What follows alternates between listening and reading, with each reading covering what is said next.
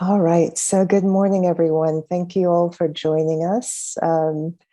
Good morning to our wonderful students, our faculty colleagues, administrators, and friends and family of MiraCosta. Thank you so much for joining us for this exciting event. Happy Black History Month. We are so thrilled to have Don Love as our guest speaker. And I just know that you're going to enjoy everything that Don has to share with us. I'm going to turn over to him in a few seconds, but just before we do that, I just want to share some information with you. As you're listening to Don, if you have a question, if a question pops into your head, please use the Q&A feature. If you look at the bottom of your screen, you'll see a Q&A button. Just click there and write your question, and we'll have the chance to answer these questions at the end of Don's presentation. If you prefer to ask the question directly to Don, you can do that also at the end. Just raise your hand and we'll be able to send you an invitation to unmute your mic and you can ask your question to Don. Other than that, I think we are ready, and I'm just going to turn over to Don. He's going to introduce himself and get started with this presentation. Thank you, Ruth. And let me go ahead and share my screen first, and then we'll get started.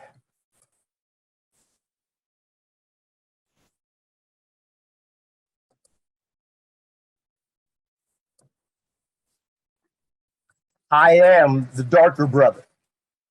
They send me to eat in the kitchen when company comes, but I laugh and I eat well and I grow strong. Tomorrow I'll sit at the table when company comes. Nobody'll dare say to me, eat in the kitchen then. Besides, they'll see how beautiful I am and be ashamed. I, too, am America. I love this poem. This is a poem by Langston Hughes, one of my favorite authors, published in 1926 during the height of what is known as the Harlem Renaissance. The poem portrays a Black man experiencing racism in America. And in the poem, white people deny the speaker both a literal and a metaphorical seat at the table. However, the speaker affirms that he is just as much a part of America as white people, and that soon the rest of the country will be forced to acknowledge the beauty and strength of Black people. I think this is a great poem and a great way to launch into my presentation. So let me. Sawubona. Sawubona, it's a Zulu word that means I see you, and that's a greeting that I do with the students in our Umoja program, and actually even throughout the state of California and Umoja programs throughout the state. My name is Don Love, and I serve as the counselor and coordinator for the Umoja program here at MiraCosta. And I'm honored to have the opportunity to share a little bit about Black history. And I want to thank Professor Gay for inviting me. We had a conversation just before that this is not something that I typically do. I typically say no to these types of things and find a speaker who I think would do a better job. But this was my way of, in the new year, stepping out and doing something that I always ask our students to do: stretch yourself. And so I am honored to be here. But I do want to say up front, I'm not a historian. I'm a counselor. I look forward to welcoming many of you over to the credit side when you're ready. But I'm someone who used to have a strong dislike for history when I was younger. And all of that changed when I took a U.S. history class at San Diego Mesa College in my first year of college. On the first day of class, the professor wanted to get everyone excited about history. So as he went through the syllabus, he would drop a little bit of historical knowledge about the various topics he would cover during the semester. The brief bit of information that he shared about each topic, and especially when he got to the African American history section, he captured my attention because he said some things that I went like this. I kind of took a step back and I said, I've never heard that before. And I remember leaving class that day thinking to myself, what else don't I know about Black history? What wasn't I previously taught? And why was I so excited about a history class, a subject that I had previously despised? I recall sitting in my classes my first year at San Diego Mesa College, and I was afraid. I was literally afraid. The class was packed, standing room only. People that first day were trying to crash. And I'm looking around the room, I'm kind of shaking, and I didn't know if I belonged because, I was a first generation college student. Conversations about college had never taken place in my home before. Nobody had gone. It was not part of the circle that I grew up with. And so I was just nervous. I wasn't sure if I belonged there. And no one had talked to me about college. Not only was it not part of my family dynamic, but it also, I didn't have any teachers, no counselors ever mentioned college. So it was never on my radar. And so I share that with you to make sure that I don't want to position myself as an expert or historian, but rather as someone who recognizes the importance of people sharing their stories and histories. And with that being said, let's dive in.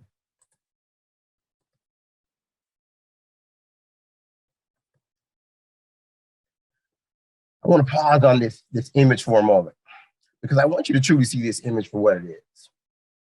The voyage from Africa to the Americas was called the Middle Passage.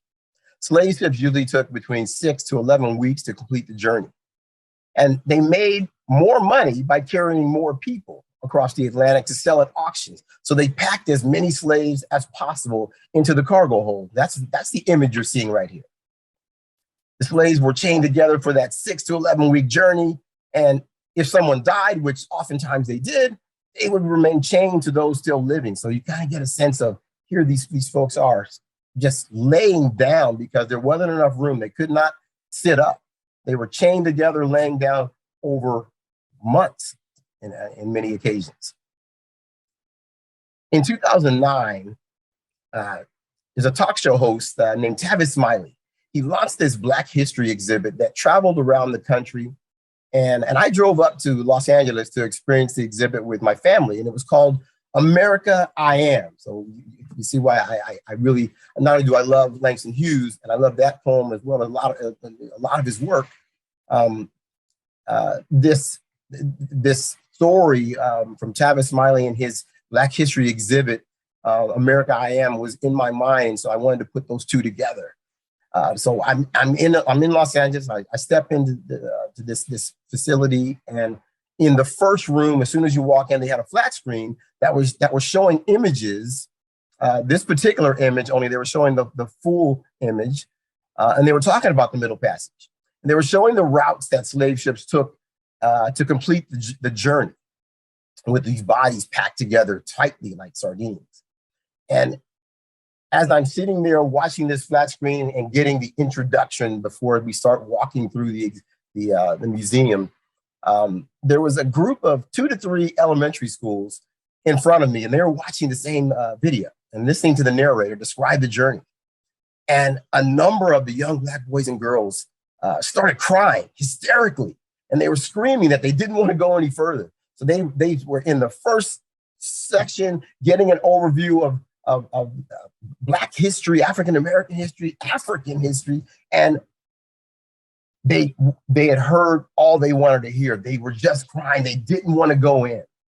And so this was a very painful image, and to hear what the narrator was saying was painful for them. And that always stayed with me in terms of how painful and how powerful Black history is. Once the ships made it to their destinations, my people were sold into slavery. Oftentimes, the families were separated. So think about that when trying to trace your family's history today. It can be a difficult process. It's something that I'm kind of trying to do. It's a lot of work. And so time-wise, I haven't put in the kind of work that I know I need to really find out about my family history, because I just don't know a lot about my family. And so over at least the last decade, I've done a little work and really tried to pawn off some of that on family members as well, to do some of the work as well. But you can imagine your history, your family history is lost. These families are coming here to be sold at an auction market. Look at the flyer. To be sold and let. The 3 following slaves.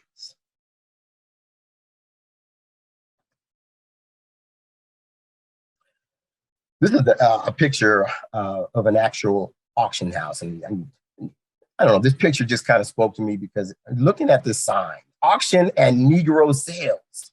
It's like if you and I were to go up to CVS and you see the CVS sign on the door, this is a place where business takes place. And that's the business that was taking place here. This is a picture of me. This past summer, my wife and I, we always take a trip in the summer, and sometimes we have no idea where we're going. We don't really have these places that we have to go to. And so it's almost like just throwing a dart at a map. And I left it up to her, and she said, "Hey, so we're going to go to South Carolina." And so I'm looking, because I always want to find things that I'm interested in. I'm interested in history. I like learning about my history. And so I found out that Charleston, South Carolina, was a major drop-off point for slaves coming over from Africa. And so this is a picture of me in front of what's called the Old Slave Mart. And this particular day it was closed. So I went back the next day, and I actually walked through, the various exhibits in the actual place where slaves were sold. And I was sitting here trying to figure out, what was I experiencing? What were the emotions that were going through my mind? I literally my mind was racing. I was very calm, but my mind was racing. I'm like, I couldn't even describe what I was experiencing, because I'm thinking that my thoughts are going through my mind so quickly. I'm just thinking about the fact that there were people chained together, sold as just another piece of equipment, and trying to resolve that in my own mind, that I'm in this space.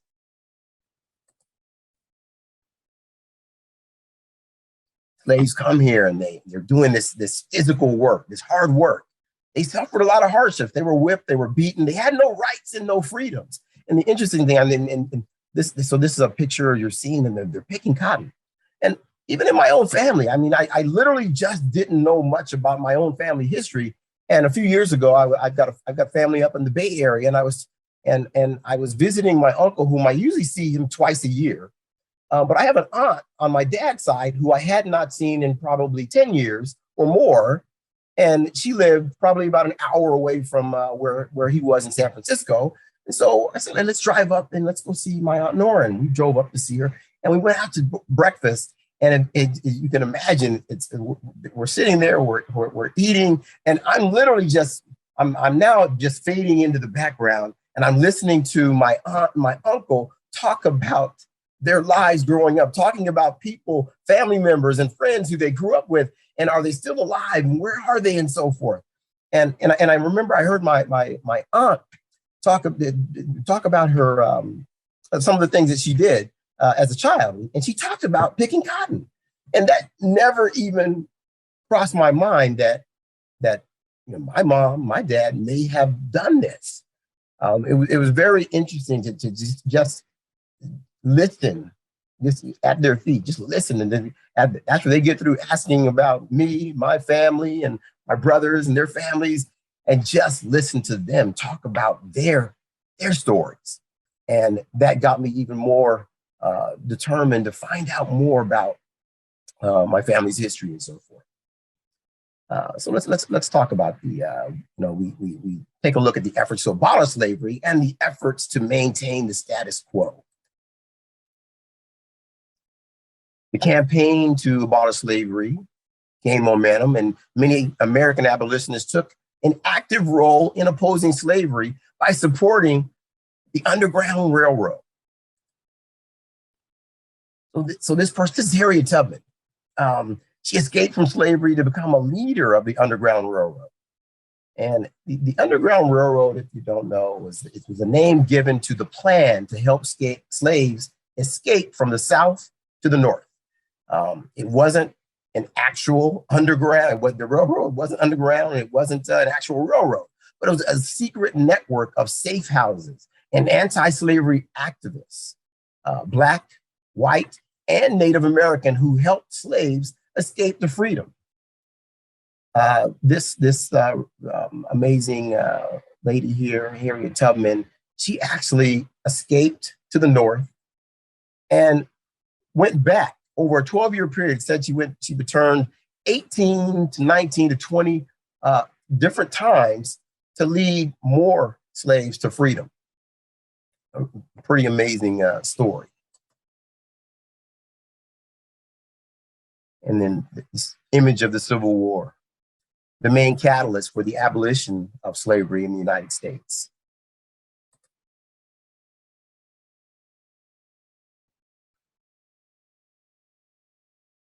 Abraham Lincoln signs the Emancipation Proclamation, which allowed slaves to go free, presumably.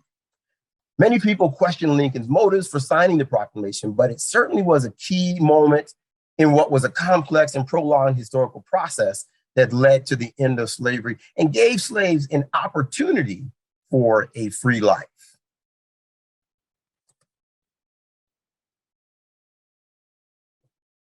December 6, 1865, the 13th Amendment abolished slavery. So you have this amazing thing happening. It's wonderful on paper, but it didn't eliminate slavery immediately because white men crafted other laws that essentially forced or coerced Black folks to continue serving in the same capacity and the roles they had during slavery.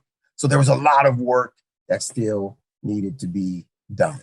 And I probably should have said this at the top. This is a really just basic overview. I'm just trying to touch on just aspects of it because the reality is that literally each one of these slides, we could spend a whole day just chatting about them. So it's just kind of giving you an idea of where we started and where we are as it relates to Black history. So how did Black History Month come about and why in February? Carter G. Woodson, he was a scholar whose dedication to celebrating the historic contributions of Black people led to the establishment first of what was called Negro History Week, 1926. He chose the second week of February to coincide with the birthdays of Abraham Lincoln and Frederick Douglass. Negro History Week was later expanded to Black History Month, which we mark and we're embarking on right now in February, and that came about in 1976. So Dr. Woodson, he strongly believed that Black people should be proud of their heritage and that all Americans should understand the achievements of Black Americans. He believed that African-American contributions were overlooked, they were ignored, and in many cases suppressed by writers of history books and the teachers who used them. So as I kind of remember, I mentioned at the top, my whole early life at least from middle school through high school, I mean, I don't like to use the word hate, but I hated history. And that was because of, the instructors that I had at the time. There was no passion for their subject until I got to that history instructor at San Diego Mesa College. But early, there was nothing in the books that I really felt like I could latch onto to be proud of and so forth. And so Dr. Woodson changed all that by highlighting some of those achievements. And that's kind of what I want to do here today. So we look at the struggle for equality in the United States. So with the stroke of a pen, slavery is presumably gone. However, Black people still endured discrimination and racial inequality. We had to sit in different sections of the bus. We had to sit in a different section of movie theaters. Couldn't drink out of the same fountains. There were just signs, laws that were still on the books that made it very difficult to live what you call or what we would call a free life.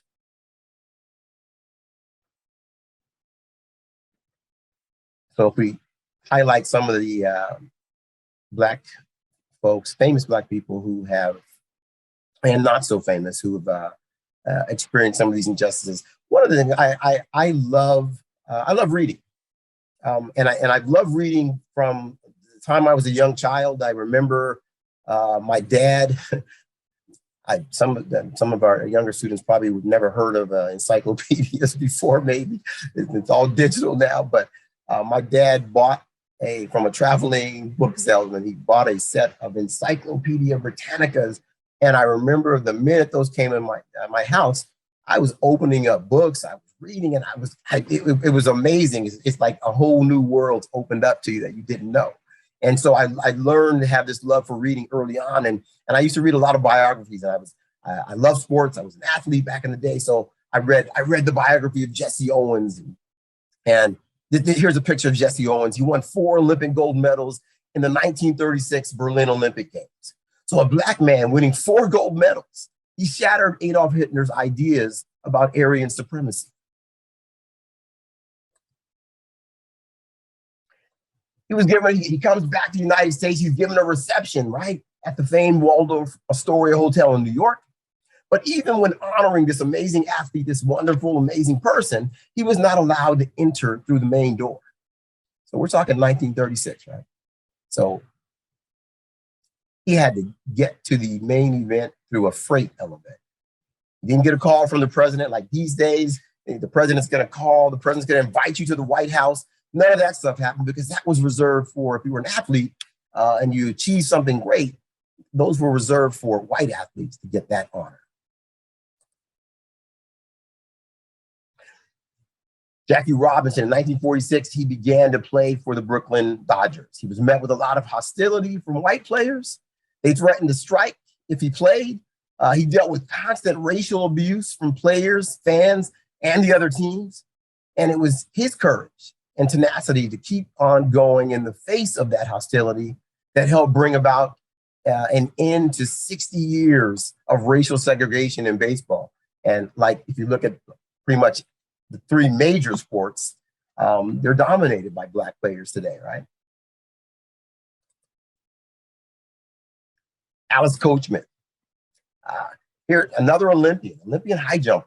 She wasn't allowed to use the athletic training facilities that her white country persons were able to use just because of the color of her skin. So despite these obstacles, she won the gold medal in the 1948 Olympics and became the first Black woman to win an Olympic gold medal.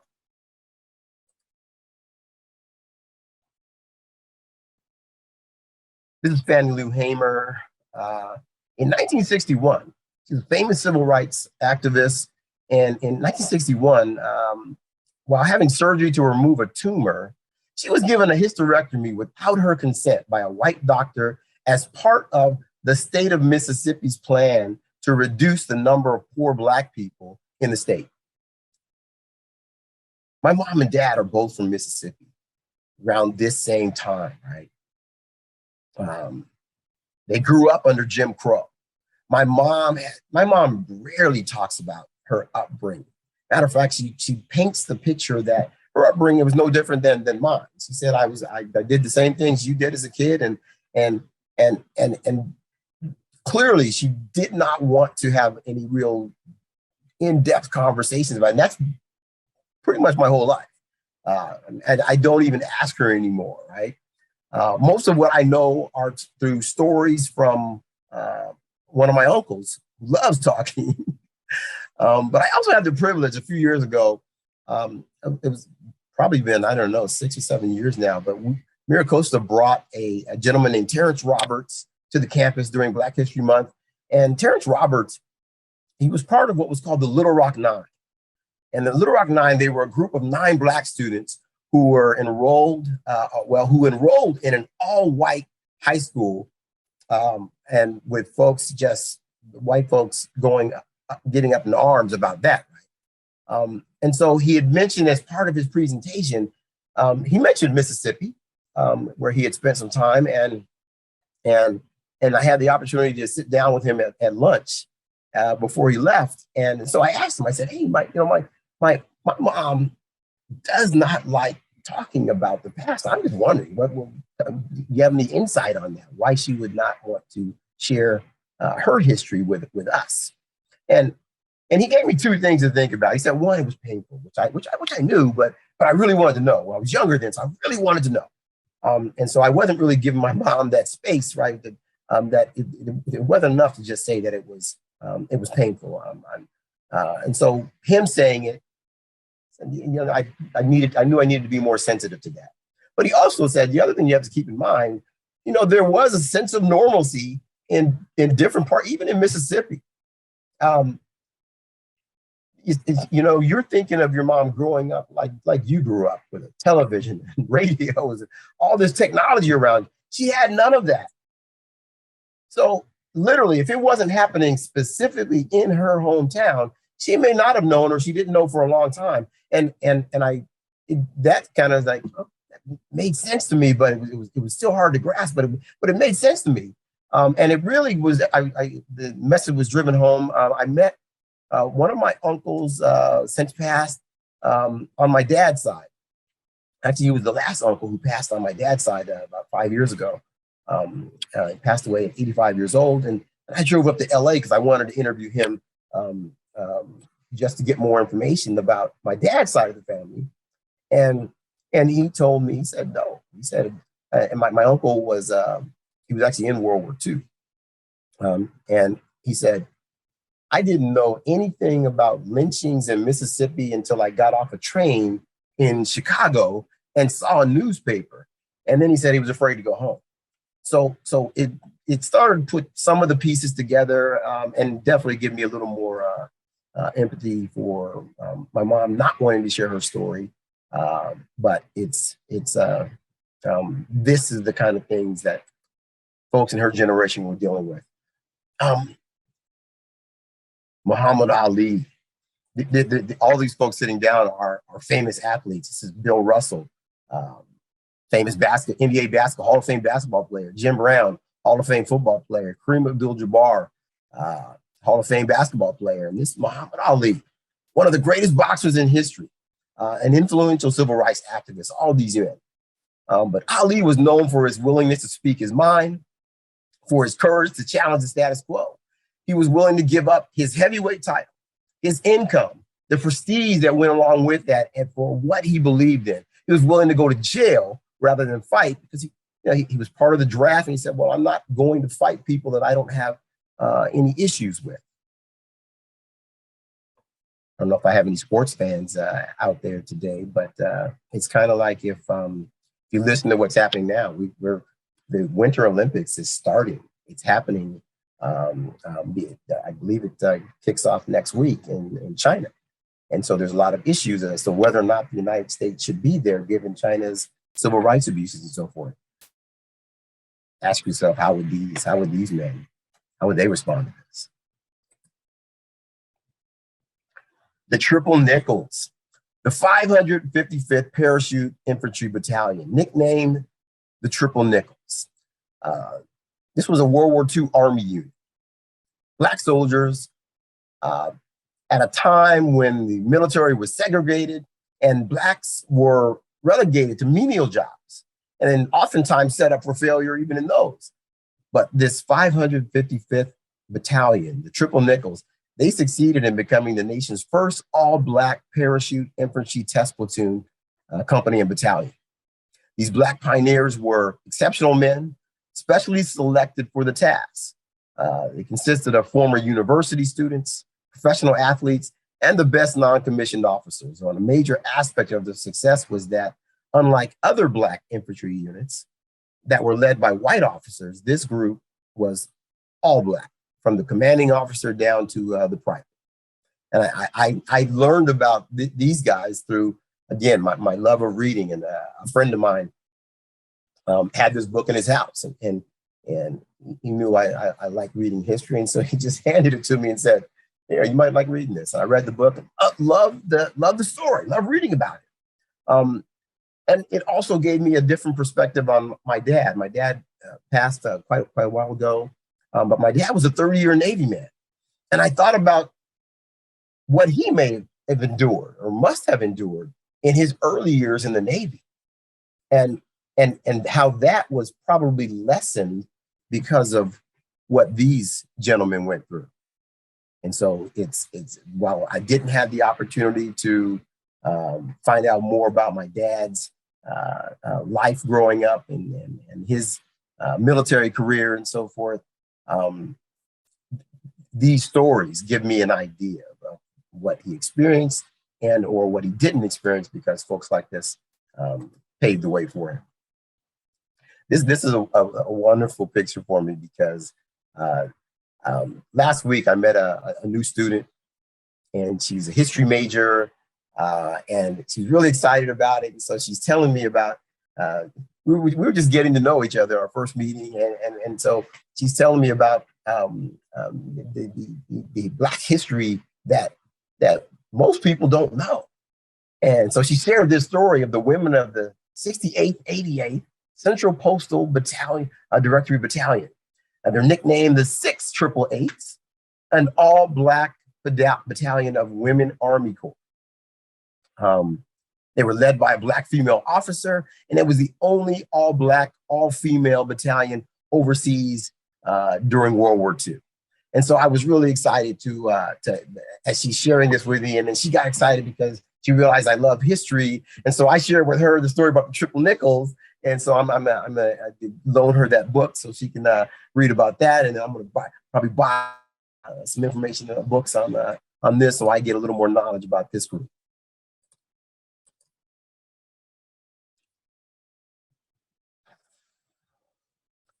This is an iconic picture, right? Many people wanted change, and they campaigned for human rights for African Americans. And on this day, August 28th, 1963, the Great March on Washington took place.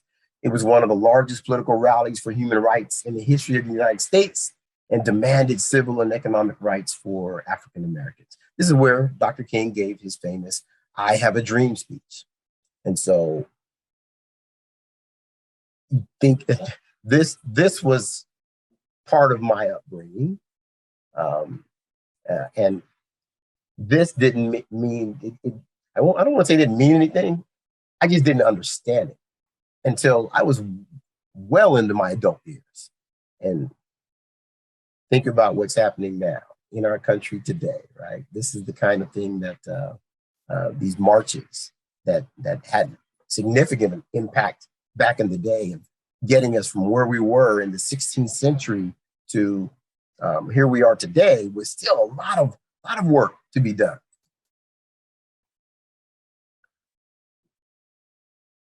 Dr. King met with President Kennedy after that march, and unfortunately, President Kennedy was assassinated before he could sign the Civil Rights Act. So now, in July of 1964, following the assassination of President Kennedy, now President Lyndon B. Johnson, he signed the Civil Rights Act into law. And it prohibited the discrimination in public accommodations, provided for the integration of public schools and other public facilities, and made employment discrimination illegal, amongst other things. Again, looking at, as I'm just kind of painting, just barely touching the surface, right? Painting this picture of where we started from, where we are going through this whole civil rights period. And then think about where we are today. Think about what's in the news today. Every day, there's a story about voting rights.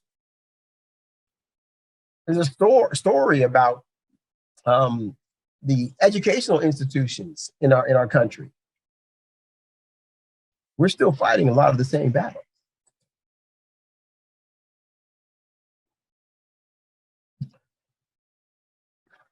So this election of Barack Obama, November 4th, 2008, this had a profound effect on my mom and definitely those from her generation. In my family, definitely, like I never in my life when my dad was alive, never saw my dad cry. I'd never even seen my mom cry. My mom did not want to cry in front of us. When my dad passed away, I was actually blown away. I was stunned because she wasn't crying. And my dad's funeral was the first funeral that I had ever gone to. And so everything was like, I didn't know anything about homegoings. I didn't know anything about celebrations of life. I just thought, man, my dad's gone. And folks are smiling, they're laughing, they're having a good time. And these are my dad's friends, my mom's friends. And I caught my mom just one time, and she was by herself in her room, and she was crying, and I left her alone. And then the next time I saw her cry was on this night, November 4th, 2008, when Barack Obama was elected president. And it was an amazing experience, right? For me to see how my mom is not political in any way, shape, or form. She doesn't mind talking politics with you, but she is not somebody who's talking politics every day. But she sat there and she watched the election results. And when it was announced that he was our new president, my mom was sitting on the couch and she was crying. And I can only guess the pain that she grew up with in Meridian, Mississippi. I can only guess because it's not something we talked about, the racism that she experienced, the tough upbringing that she really talks about, that she could not put into words what she was feeling, and she didn't have to for us. Next day, there was a front page newspaper picture with Barack Obama holding Michelle Obama's hand with the kids next to them, saying, "We did it." There's that picture in the paper, right? Front page. And so we put that into a frame for my mom, and that sits proudly in her living room. And just constant reminder of the change that has happened over the last few centuries. But then we also just keep thinking about, it's amazing the things that keep coming back up. And there's just new ways that folks are trying to maybe make life difficult for others, right? And so forth. So it's somber.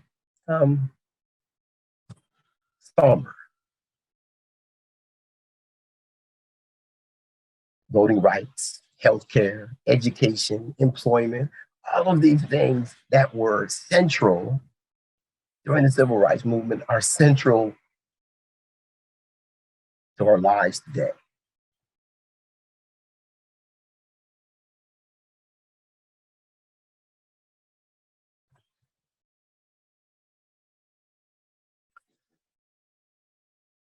Black History Month provides the opportunity to celebrate the contributions, the sacrifices, and the accomplishments of African Americans, both past and present.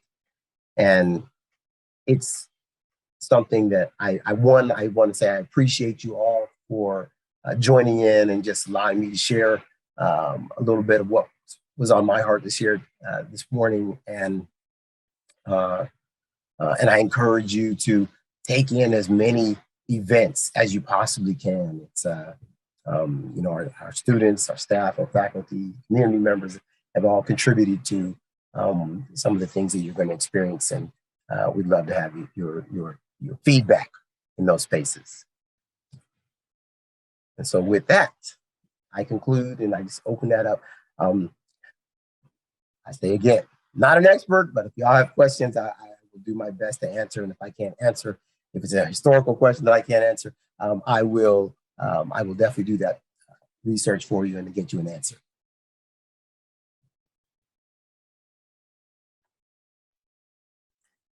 Thank you so much, Don, for your presentation. It was very informative. Thanks for sharing your story, a bit of your story, and reminding us of this history that really needs to be remembered. There are two participants with their hands raised. So Yadimer, Monica, if you can help us with giving them the opportunity to unmute their mics and ask their questions. Perfect. Wendy Sanchez, if you want to go ahead and ask your question, you should be able to unmute. Hi, Thank you. Don. How are you? I'm doing great. How are you? I'm good, thank you. So my question is, so black people were slaves and everything, and why not white people? Why just only black people? That's my big question. I'm sure a historian might have a better answer for you, but when you think about it, it's here in the United States. Well, I know where racism and everything, but I don't know. I'm not going to have a good answer as to why not white people, and Yes. and I would actually almost say that when you think about that very first slide, folks leaving Europe, leaving U.S. ports, going to Africa, and actually the slave trade was a very complex piece of history, because when you've got Europeans going to Africa, and Yeah. you've got Africans giving African elites, kings, Yeah. giving black people who were more, not so much on the coastal side, but more in the interior of Africa, they were giving them up for money. So it was a very complex. Okay. Yes. That's why I say that literally for every slide, there's a lot that you can unpack. Yeah. And this is why like I said, for this day, I love history a lot. And I know I'm going to get a history book for my birthday. I know I'm going to get history books for Christmas. Yes. So it's all good. But thank you for the question. Thank you for answering. Perfect. Next, Hamza Fanasi, if you would like to ask your question.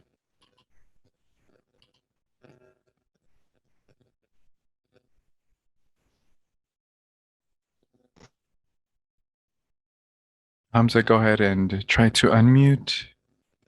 Okay. No question, but in my country, there is no difference between black men and white men. Not something like that. Where are you from, Hamzi? I'm from Tunisia. Tunisia. Okay. Yeah.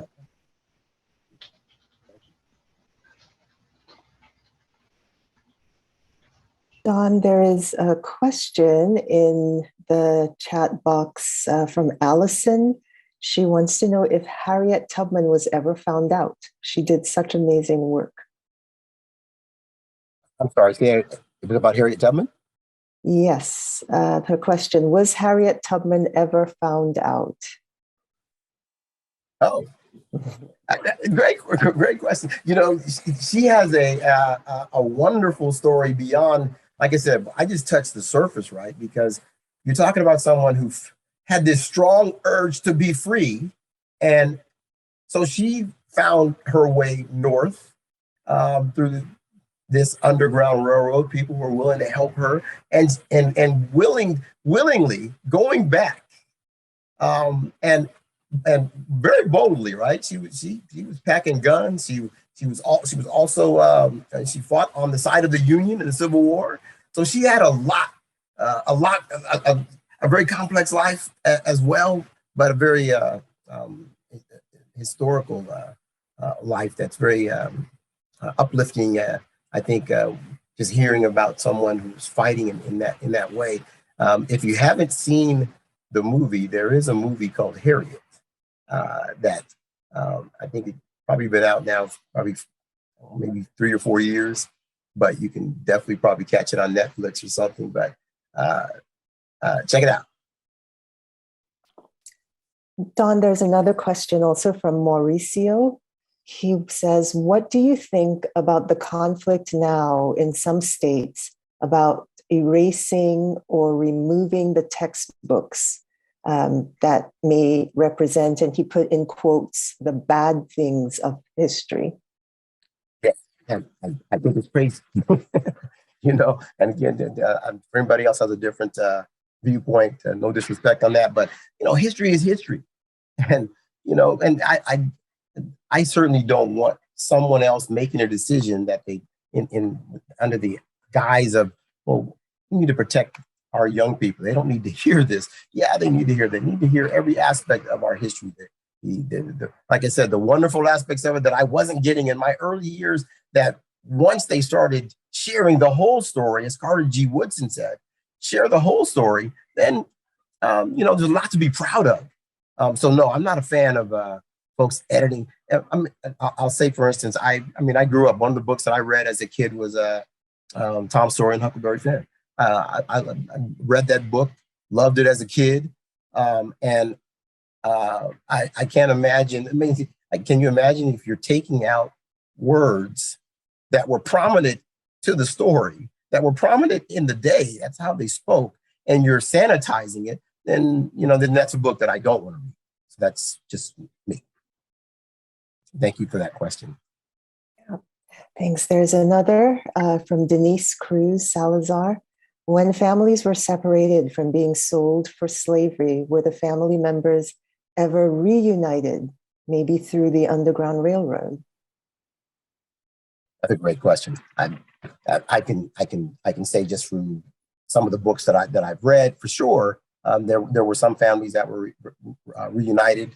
I don't know that it was always through the Underground Railroad, but by and large, think about it. If you're getting separated from, in some cases, from the moment you set foot on this land, and then in other cases, from your time working on a plantation.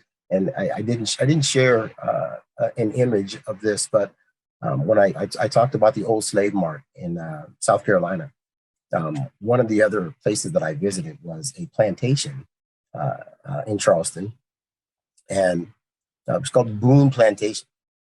And again, it's very interesting, because I'm literally looking at all the people who are taking part in this tour of this estate, and literally pretty much 98% were white, and then other than myself, and there was, I think, one other Black family there.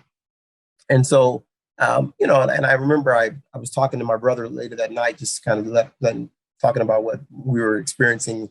And I said, yes, I was on this plantation. And he asked me, so how did you feel?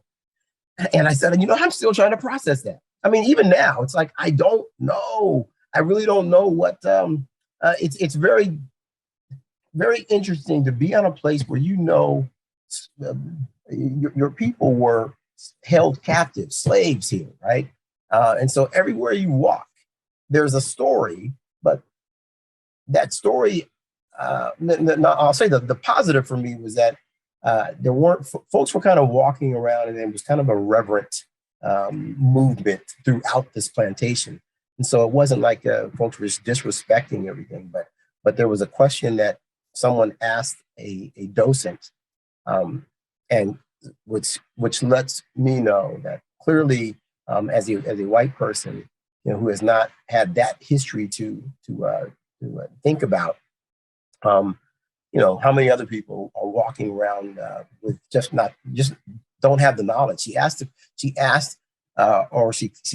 question by saying, well, once slavery ended, surely they were given back pay. And I'm like, wow, where the heck did that come from? And I looked at my wife and I was like, wow. And so it's that whole experience of being on a plantation, and knowing that your ancestors were there, it's a very eerie feeling. But I also think it's part of history that I'm glad that I was that I'm able to actually experience that now with my wife and my daughter and so forth. Thank you for that question. Abner Castro asks, why did African leaders allow their people to be sent to other countries as slaves? Yeah, I think, again, for a more in-depth answer, that definitely ask one of our historians, but I can tell you that the simple answer is for profit. They were given, if the king says, if you give me this, I'll give you that. And so they weren't necessarily always giving from, like I said, if you were on the on the coastal side, they were turning over Africans who were in the interior part of the country, and the continent and so forth. So, it's like giving away somebody you don't know. They're not this tied to everybody being Black, and therefore we support each other. It's like, no, I'm king. I've got what I got. And I can get more by getting rid of these people over here. So it's the best answer I can give you at the moment. And we have another hand raised, Rocio Mendoza, if you would like to ask your question.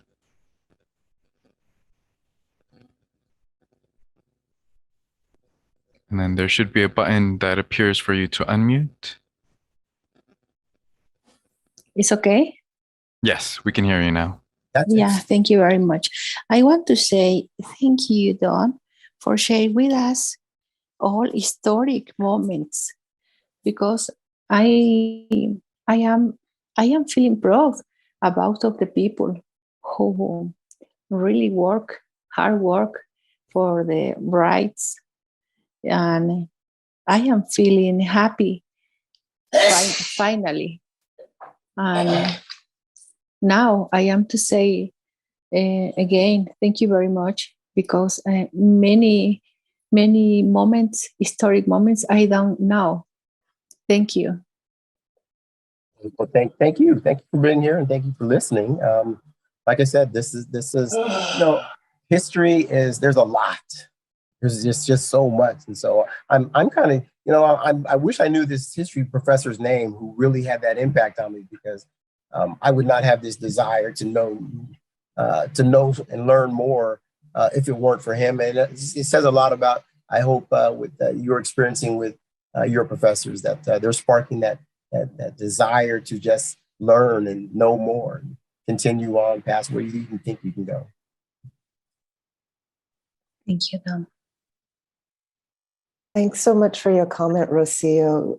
Don, I don't know if you're seeing in the chat, but several people are echoing Rocio's comment. There are several messages of thank you. So it has been very educational for our students. Thank you so very much. We've got a few minutes. If anyone has a question or a comment that you would like to share, please feel free. You can, again, write it in the Q&A or raise your hand and speak directly to Don.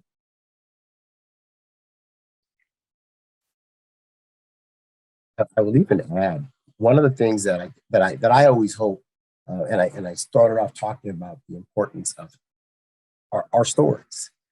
So like my stories being added to Black history. Each of us has a story, and so I hope that, as I kind of just glossed over a little bit of African American history, that you think about your stories and where they fit in the realm of your family dynamic and so forth. So true. So true. It's great the way that you're able to make it relatable, show that we are all part of this story as well. Thank you very much for sharing your presentation with us. Thank you for taking the time thank you for saying yes and coming to speak to us today. We really appreciate this. And I know that, again, from the comments in the chat, I know that my students, my colleagues, everyone's very appreciative and enjoyed this talk. Thank you. Thank you, invite again, and I appreciate everyone. Appreciate the love in the chat. Thank you so much. Yeah. So thank you again to everyone for joining us today. I hope that it was uplifting, edifying, educational to you. And we have one more presentation this evening at 7:30. You're more than welcome to attend a second time if you want to do that. But thank you so much for your attendance today. Bye-bye, everyone.